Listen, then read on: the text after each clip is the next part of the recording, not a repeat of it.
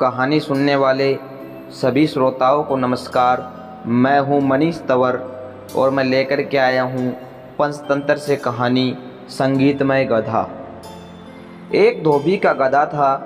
गधे का नाम था उद्दत। वह दिन भर कपड़ों के गट्ठर इधर से उधर ढोने में लगा रहता। धोबी स्वयं कंजूस और निर्दयी था। अपने गधे के लिए चारे का प्रबंध नहीं करता था, बस रात को चरने के लिए खुला छोड़ देता। निकट में कोई चरागाह भी नहीं थी। शरीर से गधा बहुत दुर्बल हो गया था। उस रात उस गधे की मुलाकात एक गीदड़ से हुई। गीदड़ ने उससे पूछा, कहिए महाशय, आप इतने कमज़ोर क्यों हैं? गधे ने दुखी स्वर में बताया कि कैसे उसे दिन भर काम करना पड़ता है, खाने को कुछ नहीं दिया जाता, रात को अंधेरे में इधर उधर मुंह मारना पड़ता है। गीदड़ बोला, तो समझो अब आपकी भुखमरी के दिन गए। यहाँ पास ही में एक बड़ा सब्जियों का बाग है। वहाँ तरह तरह की सब्जियाँ उगी हुई हैं। खीरे, ककड़ियाँ, तोरई, गाजर, मूली, शलजम और बैंगनों की बहार है। मैंने बाग तोड़कर एक जगह अंदर घुसने का गुप्त मार्ग बना रखा है। बस वहाँ से हर रात अंदर घुसकर छक्कर खाता हूँ और सेहत बना रहा हूँ। तुम भी मेरे साथ आया करो। लार टपकाता गधा गीदड़ के साथ हो गया। बाग में घुसकर गधे ने महीनों के बाद पहली बार भरपेट खाना खाया। दोनों रात भर बाग ही में रहे और पौ फटने से पहले गीदड़ जंगल की ओर चला गया और गधा अपने धोबी के पास आ गया। उसके बाद वे रोज़ रात को एक जगह मिलते, बाग में घुसते और जी भरकर खाते। धीरे धीरे गधे का शरीर भरने लगा, उसके बालों में चमक आने लगी और चाल में मस्ती आ गई। वह भुखमरी के दिन बिल्कुल भूल गया। एक रात खूब खाने के बाद गधे की तबीयत अच्छी तरह हरी हो गई। वह झूमने लगा और अपना मुंह ऊपर उठाकर कान फड़फड़ाने लगा।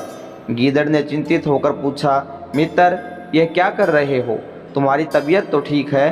गधा आंखें बंद करके मस्त स्वर में बोला, मेरा दिल गाने का कर रहा है। अच्छा भोजन करने के बाद गाना चाहिए। सोच रहा हूँ कि ढेंचू राग गाऊं। गीदड़ ने तुरंत चेतावनी दी, न न न न, ऐसा न करना गधे भाई।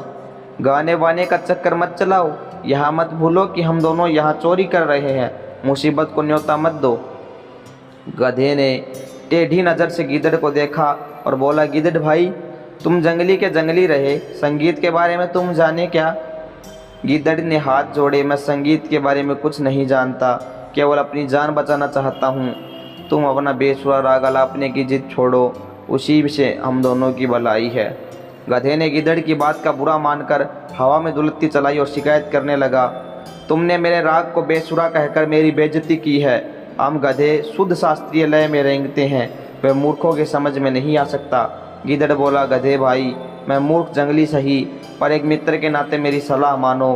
अपना मुंह मत खोलो, बाग के चौकीदार जाग जाएंगे। गधा हंसा, रे मूर्ख गीदड़, मेरा राग सुनकर बाग के चौकीदार तो क्या, बाग का मालिक भी फूलों का हार लेकर आएगा और मेरे गले में डालेगा। गीदड़ ने चतुराई से काम लिया और हाथ जोड़कर बोला, गधे भाई, मुझे अपनी गलती का एहसास हो गया है। तुम महान गायक हो। मैं मूर्ख गीदड़ भी तुम्हारे गले में डालने के लिए फूलों की माला लाना चाहता हूँ। मेरे जाने के 10 मिनट बाद ही तुम गाना शुरू करना, ताकि मैं गायन समाप्त होने तक फूल मालाएं लेकर लौट सकूं। गधे ने गर्व से सम्मति में सिर हिलाया। गीदड़ वहां से सीधा जंगल की ओर भाग गया। गधे ने उसके जाने के कुछ समय बाद मस्त होकर रेंकना शुरू किया। उसके रेंकने की आवाज़ सुनते ही बाग के चौकीदार जाग गए और उसी ओर लठ लेकर दौड़े जिधर से रेंगने की आवाज़ आ रही थी। वहां पहुंचते ही गधे को देखकर चौकीदार बोला, यही है वह दुष्ट गधा जो हमारा बाग चर रहा था। बस सारे चौकीदार डंडों के साथ गधे पर पिल पड़े। कुछ देर में गधा पिट पिट कर अधमरा गिर पड़ा।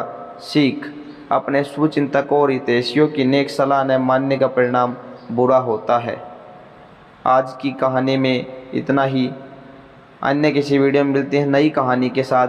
तब तक के लिए धन्यवाद। जय हिंद।